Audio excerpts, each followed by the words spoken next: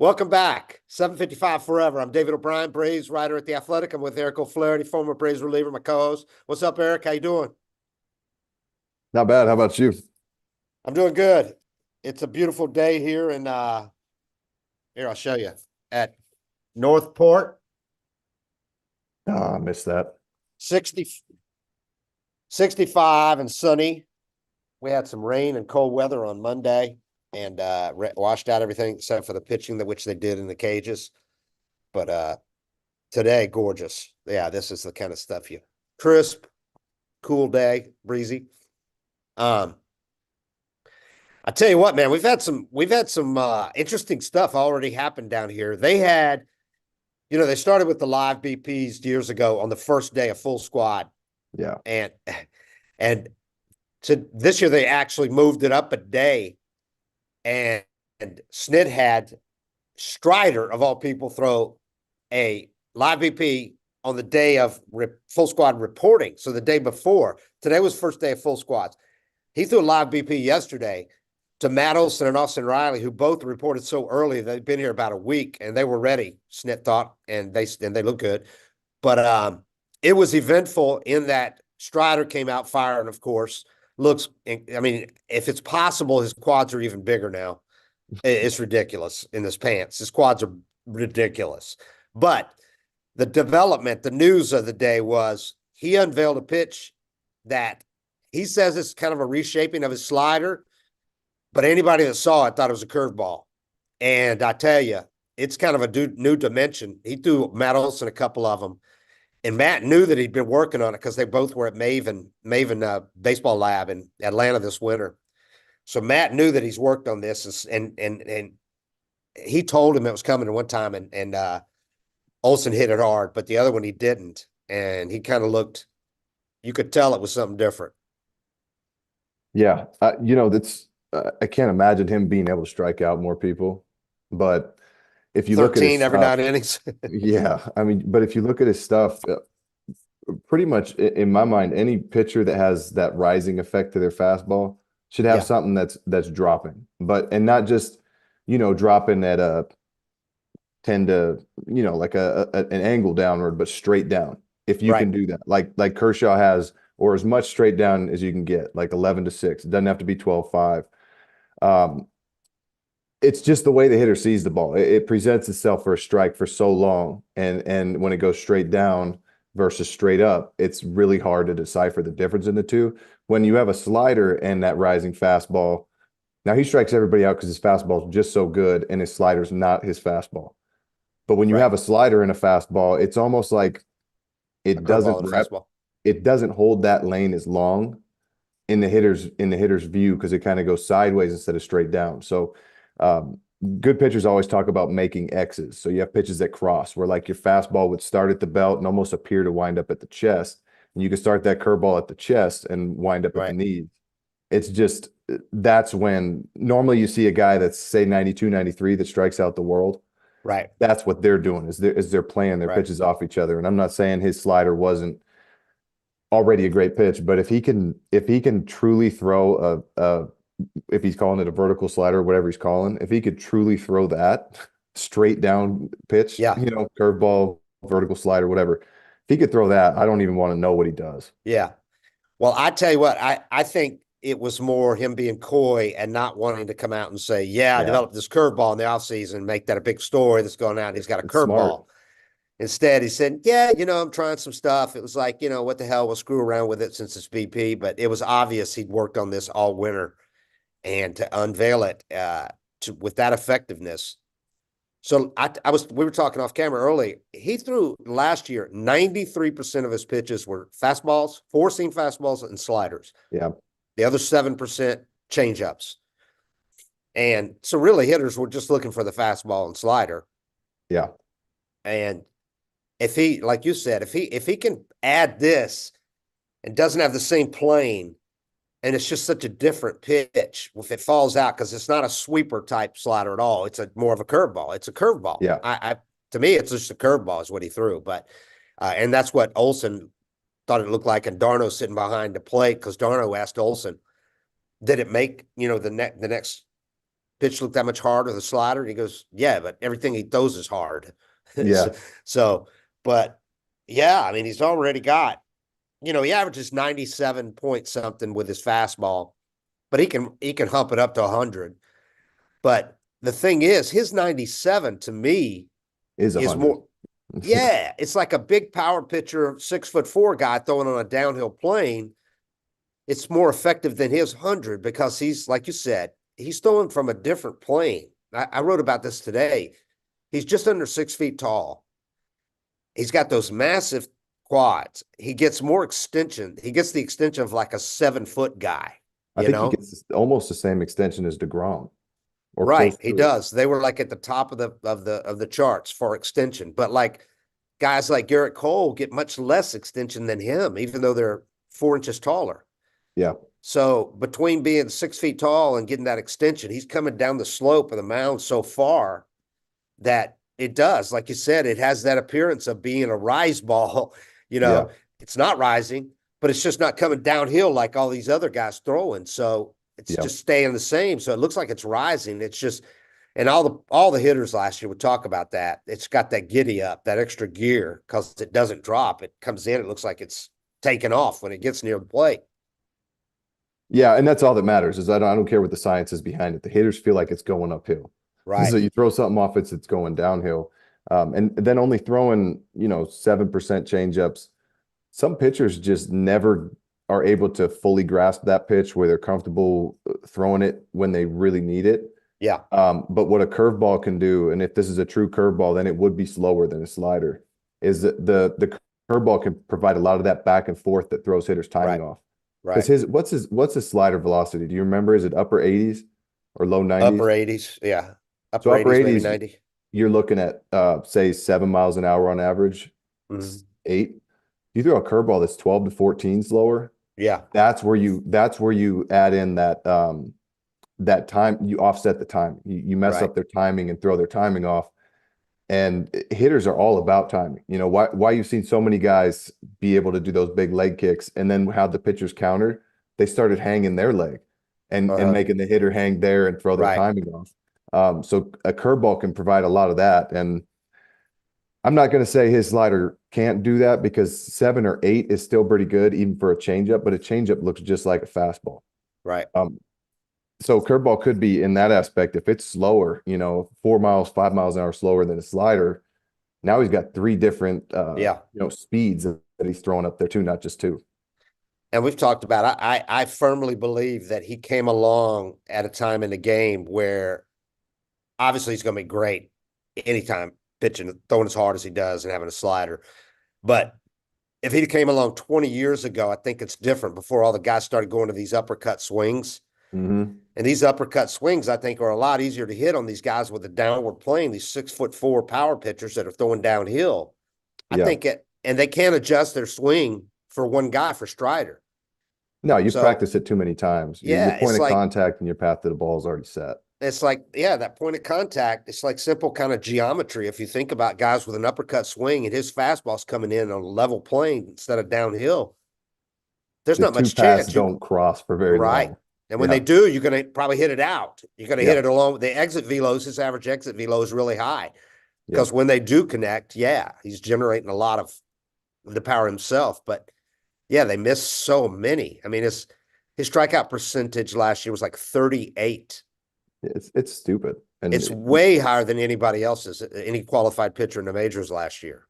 I mean, way higher. He's Kimbrel for 7 to 9 innings. And it also used to be, if you talk about like if he would have come along in a different period of the game, he purposely throws high fastballs for strikes. Yeah. And he's better up there. And for the longest time, and that might have had a lot to do with how the hitter's bat path to the ball. They practiced getting on top of it and getting on top of it. And then sinkers and cutters became so popular. Yeah. They had to counter and figure out a way to lift it. But I was shocked. It was probably 3 or 4 years ago, but I was shocked. They cut to a pitcher warming up in the bullpen, and he went fastball up, but for a strike to a side of the plate. I'd never seen it in my life. It was never even a pitch that during my career we practiced.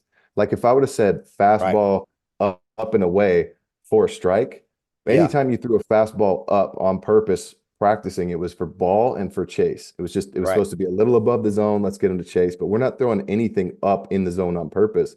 Right. And now you see catchers setting up in the zone for strikes. So he just fits that perfectly where that's where he's at his best, and nobody's going to tell him not to do it or even think twice. Yeah. And I was talking to him about analytics, and unlike some of the guys who are kind of reluctant to fully embrace analytics or whatever, he's like, no, all information is good. The more you Any can get, tool the I can better. get. Look for it Yeah. wherever you can get it. And he's a guy that's so smart and so cerebral that I swear the TJ, you don't want to say it was a good thing, but he changed everything after TJ because he totally dove into all this mechanics. How can he best utilize his size and all of that and get extension? He did all that after he had TJ surgery at Clemson. And he came back. He was a different pitcher after the Braves got him and he got healthy. And that time off is really the only chance. You get it in the off season, but a lot of guys throw most of the off season. That time off where you just don't touch a ball is your only chance to really like have no muscle memory and Yeah. just start fresh. So if he was going to rebuild his delivery Yeah. during that period, study who he wanted to be and what he wanted to do. I mean, hat tip to him for taking that period and making the most of it. Yeah. And this is a guy that's driven. And we talked about this. This guy is as driven as anybody on this team, man. Yeah. I mean, he was the guy that was most pissed after they lost the NLDS, or that was the most outspoken about it. And it wasn't just talk for him.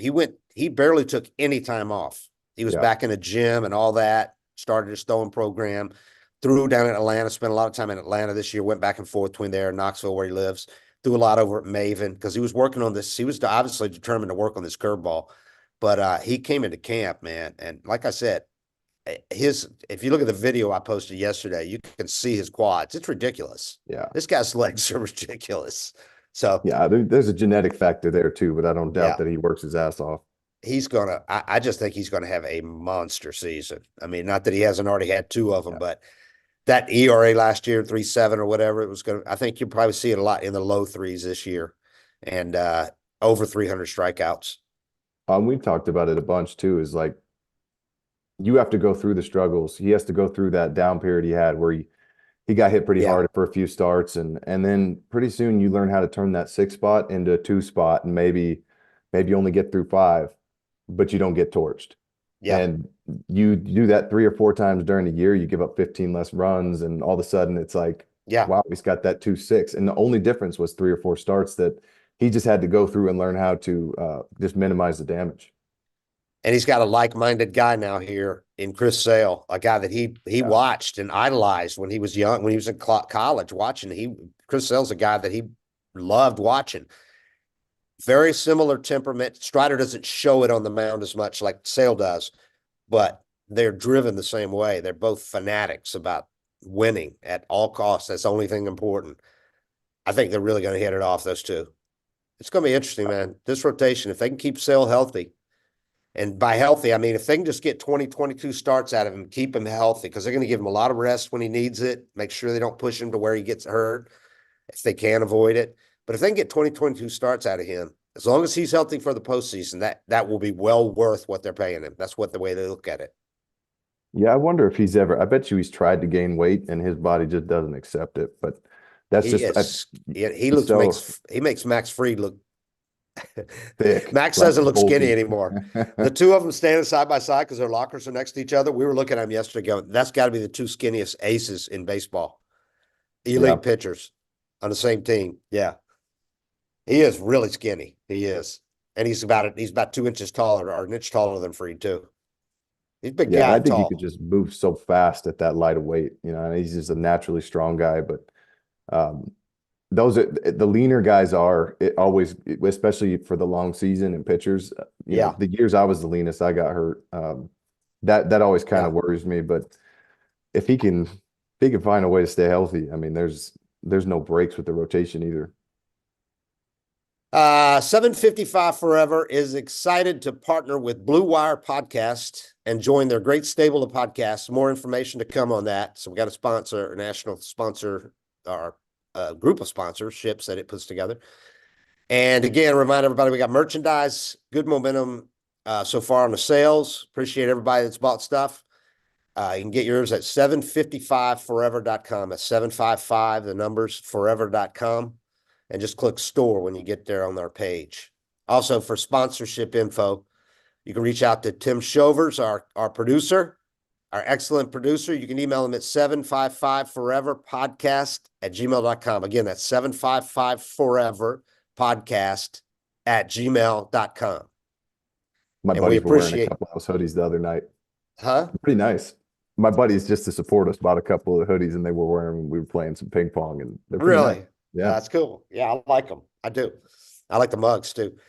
We appreciate those who have begun reaching out and buying stuff. They got the baseball undershirts look good. The baseball sleeve shirts look good. Yeah. I like those. All right. Getting back to this today. They took BP today, and I tell you what, I think they got a batch of dead balls. And I don't know if MLB is shipping those out, but we watched guys hitting balls hard today that normally 30, 40 of them would go in the stands during BP. I saw maybe 3 balls go out, and the wind was not blowing in. It was barely doing anything. It was really noticeable because you're so used now to the balls flying up on this berm in left field to the Truist Pavilion seats in right center, and nothing was like barely getting the warning track. Those won't last. Yeah, it'd be interesting. Yeah, I don't think it will. Those will get swapped out. We're not going to have a season with, a dead ball. I can promise you that. I'll tell you what. Excuse me, I've had a cold here. Jared Kelenic. He has made a really good impression so far. I'm writing about something about him today. He's come in and done exactly what they had hoped he would do. He's been a sponge, and I think he's really appreciating being able to talk to all the guys like Austin Riley, Matt Olson. He went and hit with Matt Olson some at Maven Baseball Lab in Atlanta when he was here for the Brace Fest.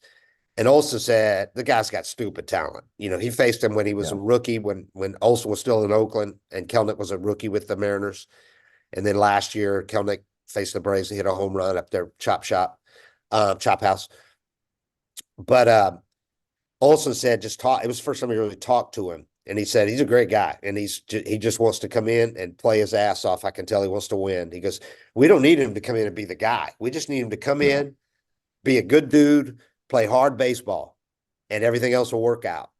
And I think he's getting that message, and if he's hitting 7th in the order or so, which I think is where he'll be, that's just going to help him. I mean, he's got just so many guys around him. There's not going to be any of the pressure that he felt being the guy that Seattle traded for Edwin Diaz, I mean, Seattle they give up a lot for him. He was the centerpiece of that trade. Yeah. And everybody expected, and this was only 6 months after the Mets took him with the number 6 pick in the draft. Yeah. So, Seattle fans expected so much, and he didn't do anything for 2 years, really. And then last year, he gets off to that incredible start and then slumps for 45 games. He hit over 900 OPS, 10 homers, hit close to 300, high OBP.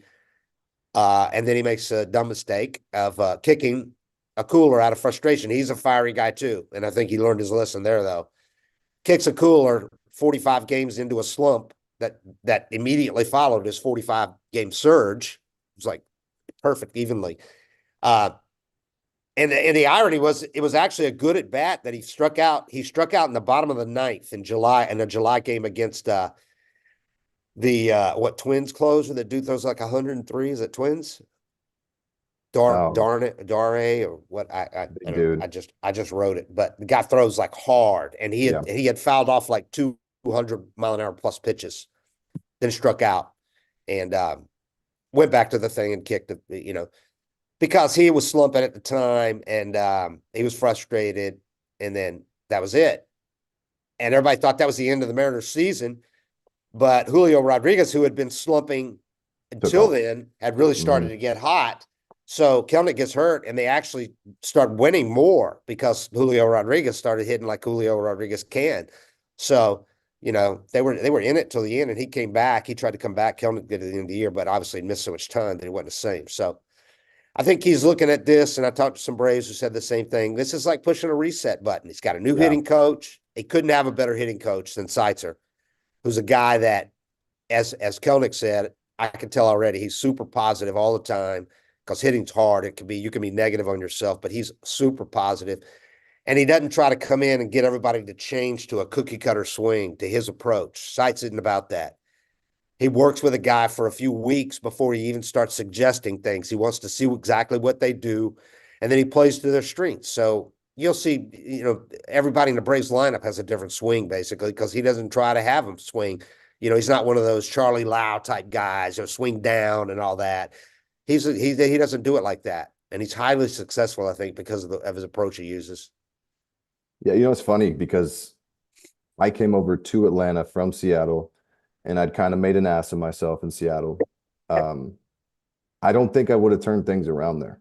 I think about it all the time. I look back and it's like Uh-huh. there was this cloud that was going to be with me, hanging over me everywhere I went in Seattle, and it was going to be tough to shake my reputation. And I always talk about that. Here we go again, because those are tough feelings to kind of shake when you start to struggle. And I was the exact same age Kelnick is right now. I was 24. So I could speak to it that a fresh start can absolutely change your career. Um, I having no expectations. I don't mean none. He's going to have his own expectations that he has. Right. But it's going to be such a stark contrast to we gave up Edwin Diaz for you. You're Right. supposed to be so good. And there's certain guys that no matter what they do, like Acuna is one of the only guys that came with all this hype and surpassed it. Yeah.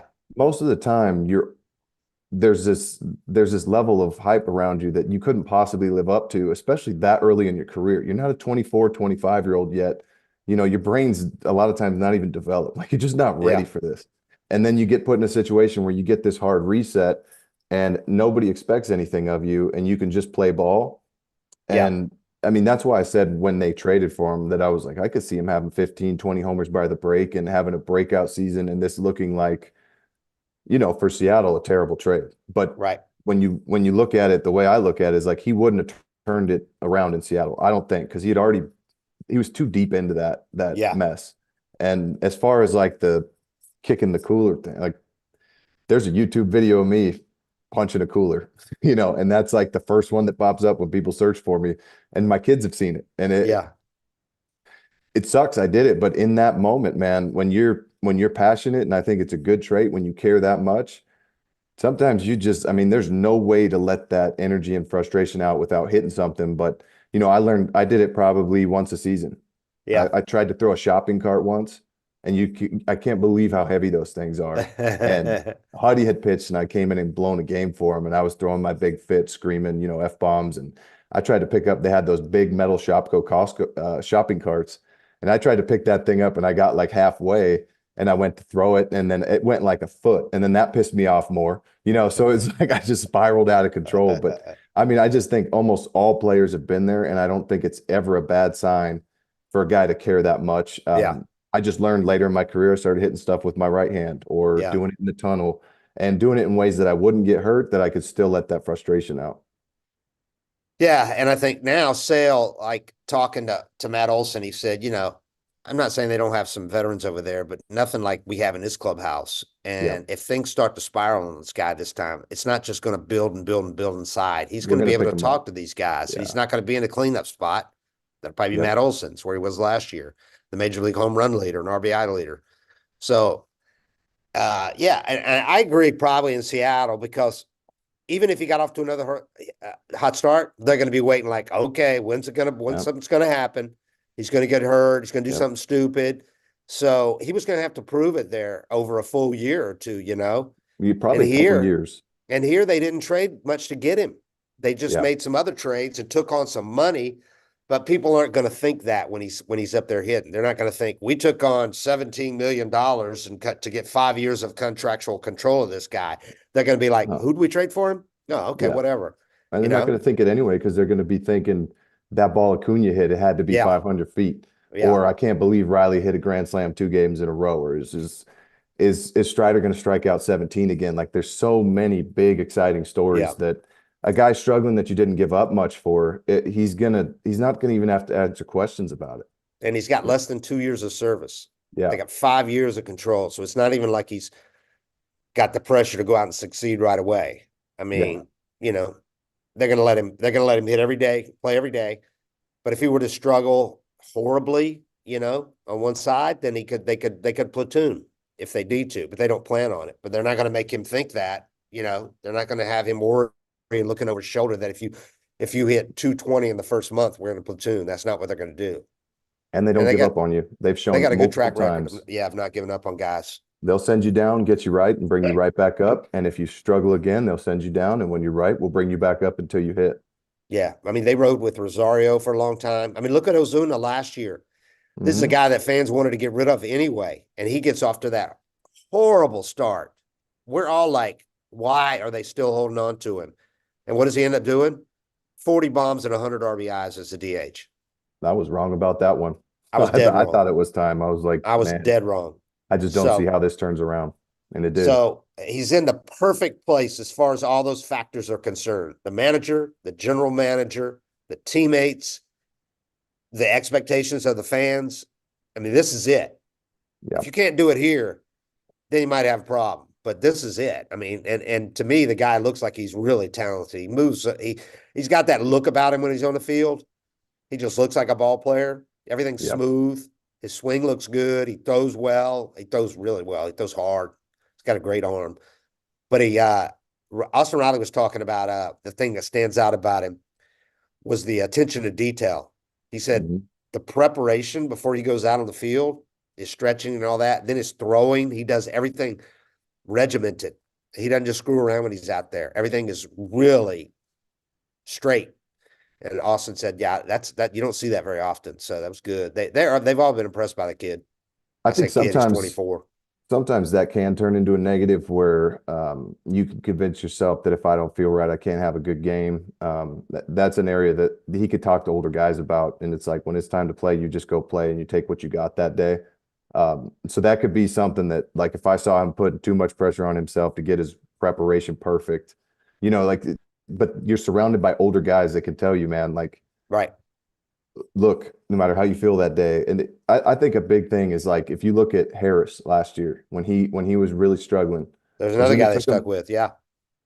Ozuna takes him aside, gives him a vote of confidence. Like, it takes one thing from one teammate to turn your season around. And he's going to be surrounded by 10, 15 guys with a lot of experience and success. It's not like there's guys that haven't struggled on this team. There's plenty of guys that have been through really rough times. And that's why Ozuna coming up to him after having the season he was having and still telling him something like that. He told him that because he's been there and he knows what it's like. So he's going to have a lot of support.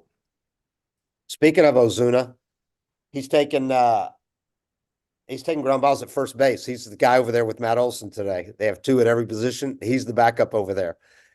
He did it late last season, and then Snit used him in the inter-squad games at first base. And Snit told him, I'm going to use you in some spring training games. Last year, he told him that. So he's going to do it. Snit thinks, I like his idea on this. Snit looks at it as, a lot of guys don't want to just DH in spring training because they're not doing anything. Yeah. He goes, this is like good exercise. He keeps his body moving. And he said, and he's not bad over there. He's got the hands. He's okay with the hands. I don't think you want to start him probably starting a 3-6-1 double play, or 3-6-3. But yeah. And I wouldn't see him playing any during the regular season unless Olson got hurt. And even then, you might move Riley over and put one of the guys at third. But if he shows in spring training, if he handles all his chances over there with no problems, then yeah, Snit might use him in a regular season game if he wants to give Olson a day off, or Olson was dinged up one day. Who knows? But right now, he's just doing it basically because it's spring training. He's going to play some because Olson's not going to make all the trips up to Dunedin and all that. And it keeps him active. He's out there working out at first base instead of, as a DH, just waiting to take his hacks in a cage. Yeah, and you get toward the end of your career and you want to present yourself as a bench bat or something like that. I mean, any extra position you could play, you're adding value. So it doesn't hurt him to start learning this, because there's going to be a time where his bat's not quite enough to be the DH. The team already has a DH. So, right. I mean, why not work on it? And what if you get good at it and Olson gets hurt and you can fill in for a week or two? Yeah, and he's got the size and all that, obviously. And they're done with the outfield, Ozuna in the outfield. He's got a gold glove. I had a trivia thing the other day. I asked, who's the only guy on this Braves team outfielder that has a gold glove in the outfield? It's Marcell Ozuna. But that video of him, Acuna and Harris should have him pretty soon. Yeah, that video of him climbing the wall in St. Louis, for the ball that landed like in front of the warning track and he jumps back. That's like all time. Yeah, it was windy, I heard. But it was the arm. The arm is what killed him in the Yeah, outfield because he yeah. had the shoulder surgery, never recovered from that, so the arm's not really viable out there anymore. So, but they don't need him. They've got guys, and yeah, I talked to Guillorme. I think he's going to be a good fit here as a utility guy. You know, he's good friends with Pilar. He thought Pilar was coming back. Pilar thought he was coming back. So I don't know what worked out, how it worked, but I think after they got Kellenic, that Pilar probably looked at it and said, I'm not playing there if I go there. Yeah. You know, he loved it here. Pilar wanted to come back. He went on vacation with guys on this team Yeah. twice this winter, but he also wants ABs, and he didn't get many last year, but he ended up platooning at least. Well, as long as Kellenic's healthy and the other guys are healthy, you're not going to, if you're an outfielder on this team, a backup, you're going to play very rarely. Yeah.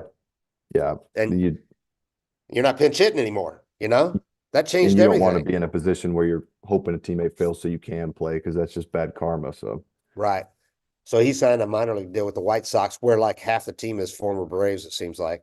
I'm yeah. exaggerating, but they've got like five. They got Soroka, they got him, they got um oh, who's the other guy I'm just thinking of? They got like we named like four guys they have on the White Sox team right now with the former Braves that went over there. So um but yeah, he looks good. And I tell you, just the general vibe here, the attitude, you really like it because you kind of wondered how they're going to come back from losing to the Phillies again twice. Is it going to be all about, you know, are they going to be, is it going to be kind of a high tension here or any kind of like, we can't let that happen again, right? It seems like they took it the right way. They're really motivated by it, but at the same time, it's not obsessive. They're not mentioning it all the time. And unless you ask them, just the way they conduct themselves and the answers they give to everything, you wouldn't know this team's any different than it was coming off the World Series win. I mean, they know they're good, Yeah. and Yeah. they really believe they were the best team last year. So whether you believe it or not, they do. So they just think if they put it together, there's no reason why they can't They win had a it all bad again. series, I mean, it's unfortunate it was 2 years in a row, but you can't, I mean, you can't fixate on that. You have a whole season to play. And if you get to the point where you're like, well, we got to get the Phillies in the postseason, Right, and then you're not even paying attention to your season, all of a sudden you're in a division race. right. You worry about that when it comes. And they are They the best team. Yeah, and it's showing up because nationally, all the people that do power rankings and that have them first or second, and I've seen them Yeah. first. And like in the Athletic, they're first. So considering how much money the Dodgers spent in the offseason, it kind of tells you how deep this Braves team is. They went out and got Sale and Kelenic and a few relievers. And people have them ahead of the Dodgers, who spent what, half a billion dollars or something, I mean, the Dodgers added Ohtani, and I three still quarters of think a the Braves billion. have a better lineup. I do too. I think because the Dodgers still have a couple of question marks in theirs, a couple of underwhelming guys in theirs. The Braves really don't. Kellenic's the only real question with the Braves, and we know what he can do when he like he did the first 45 games last year. Dodgers have a couple of soft spots in their lineup though, and also the Dodgers rotation. I mean, they went out and got a couple of big pitchers, but the Braves is five deep if Sale's healthy, with Bryce Elder as your sixth guy. Yeah. So, and Huascar Noah, by the way, is healthy. He looks good, so we'll see. Talked to Ian Anderson today. No Yeah. setbacks, coming along great in TJ. He still went from 120, but they're taking it easy. The Braves do that thing now where they're not pushing guys. They go 16 months basically with everybody, 16 to 18. They don't want them pushing it coming back. So he's looking at midseason, but they're not putting a specific date on it. And I asked him, are you still going straight over the top? And he said, pretty much. He goes, a little bit. He altered it a little bit because he studied his mechanics and all that after TJ. So he said he's come down just a little bit. So that'll be interesting to see what he's doing when I see him on the mound. Yeah, it's a tricky spot for guys like Soroka talking about how he threw was maybe what got him hurt, but Right, also how he threw was what made him good. right. And so like you get into this Crossfiring. spot. My sinker toward the end of my career was killing my arm, but that was my go-to pitch. And I wish going back, I would have been like, you know what? I'm dropping back down Yeah. 10, 15 degrees with my arm slot and riding four seamers again, because that's how I threw my whole life until I fell in love with the sinker. Then I started changing things and getting hurt. But at the same time, it's like I didn't have any time to mess around with this four seam and different arm angle because I got to get outs or I'm not going to have a job. So I think Tommy John's kind of, I mean, it's a window to make those changes and get it into some rehab starts and see like, am I effective from here if this is my healthier way to throw without, a lot on the line. Yeah, it'll be interesting. He did say that he threw last spring, it was hurting the whole spring, and he just thought he could pitch through it. And he didn't say anything until he went to AAA and got completely lit up in his first start there. And that's when he said, yeah, it's hurting. And they did the MRI and yeah, it's torn. It's a hard lesson to learn because he would have been Yeah. collecting service time the whole year. And yeah, God, that is, you're right. And I asked him, I said, looking back, could it even have been contributed to you struggling the previous year after, he had been so solid coming up? And he said, yeah, I don't want to look back that far, but yeah, there was stuff off and on that was hurting. So I really believe it started hurting him then. Yeah, He and was even probably before pitching. it starts hurting, it gets kind of weak and Yeah. it's just not coming out the same. So you get him back at midseason. You get Penn Murphy, the reliever who's coming back from TJ. They're going to have him at midseason. You're going to be some big additions to this team. Penn Murphy's going to be a big addition to that bullpen potentially. Big strikeout numbers for that guy. Waskari Noah. I mean, we're going to see some guys come up that are a higher grade pitcher than the ones they pulled up to make those extra starts in recent years, where you're Yeah. kind of crossing your fingers going, this guy's had a 7 ERA and 4 major league starts with the Mets. What's he going to do here? These Yeah. are I got some proven guys that are going to be on the back burner. That staff at Gwinnett could be pretty studly. Yeah. I mean, and ideally you don't ever even need to find out if they fixed it or not, or if they're better because your team stays healthy. But that's not realistic. There's always Right. opportunities for those guys. If you can bring up guys like that, you're in good shape. Yeah. The bullpen, the other lefty we were talking about the other day, because I knew they had 4 or 5. The other one's Kerr, the guy they got from San Diego, whose numbers aren't great, but tremendous arm. They love his arm. Throws hard. And between him and Dylan Lee, you got 5 lefties there. They're obviously not going to go with 5. Dylan probably starts out AAA. Kerr might, but there's a chance they could go with 4. They're going to have at least 3, though, and they're going to be good ones. Why is Dylan Lee going to go to AAA? Got an option left. Uh, I love the way he throws. Uh-huh. So, yeah, another nice one to be able to pull up anytime they want it. So the bullpen is stacked. It really is stacked. Yeah, if And you're sending him to AAA, you're stacked. yeah, yeah. Yeah, he's Alex was really driven, obsessed with making sure they didn't have happen what happened last year when the rotation went into the postseason again, diminished, got injuries in the previous year, injuries and illness. And if you look at the September numbers, August and September numbers for the bullpen, which had been a real strength for a couple of months, carried the team, really took a dip in August, September because they were using guys so much. I mean, they were Yeah. using early on. Jesse Chavez and Minter they were tied for the league lead in appearances. I mean, they were using them every other game.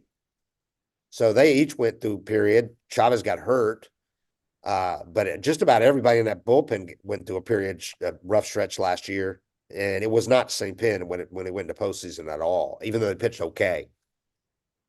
Yeah, I think it's a tough balance. I mean, the last thing you want to do is have a tired pen in the postseason. I mean, they rode that pen to a World Series. Yeah, yeah, and you're not going to have it this year because between the starters they've got, that should be guarantee you're not using openers, guarantee you're not going to have many guys going pulled in the third inning, and some guys going a little longer.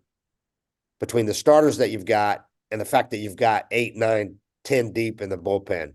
So even if a couple of guys get hurt, there's just no reason why they should go into the postseason with a pen that's on fumes like that again.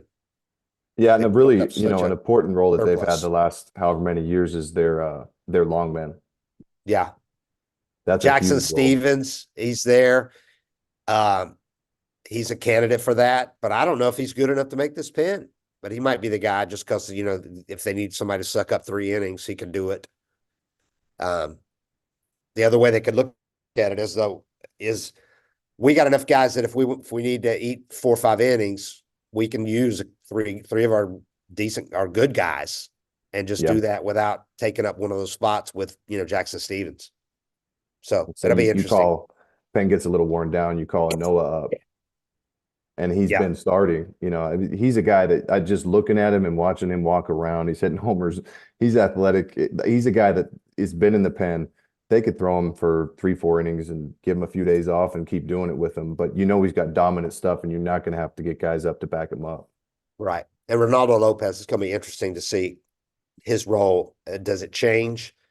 I think he's going to start the year in the rotation. He's getting stretched out here to start, but obviously they can make that move whenever they need it during the Yes. season because you got other guys you can put in the 5th starter role if you need Lopez to go in either as a closer or as a primary setup guy. There you go, boom. So that's going to be interesting. But man, what a weapon to have, that guy. Yeah. Yeah, 100-mile-an-hour fastballs don't really they don't get old. No, They always play. yeah. So it's going to be it's going to be a fun team to watch. I think they have been fun, obviously. God, it's like, can they possibly match last year's offense? I don't know. I mean, it seems like it's more likely that 1 or 2 guys are going to have significantly less. Nobody had a bad year last year. I mean, Yeah. everybody was almost at peak or did set career best.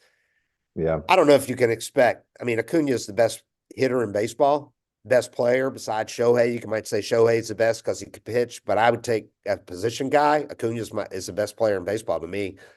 Um, but he might have a monster season and still not go 40-70, Yeah.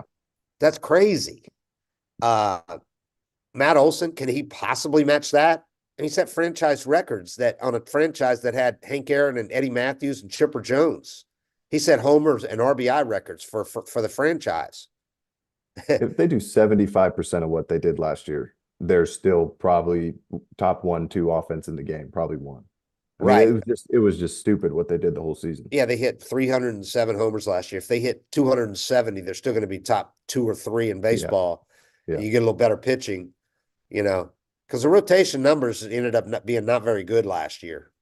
The Yep. rotation numbers were not good. They should be a lot better this year. Max Fried missed half the season. Kyle Wright missed almost the entire season.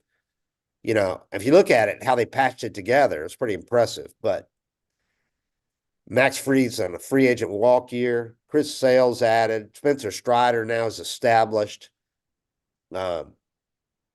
It's and Charlie, you look at Charlie's numbers last year.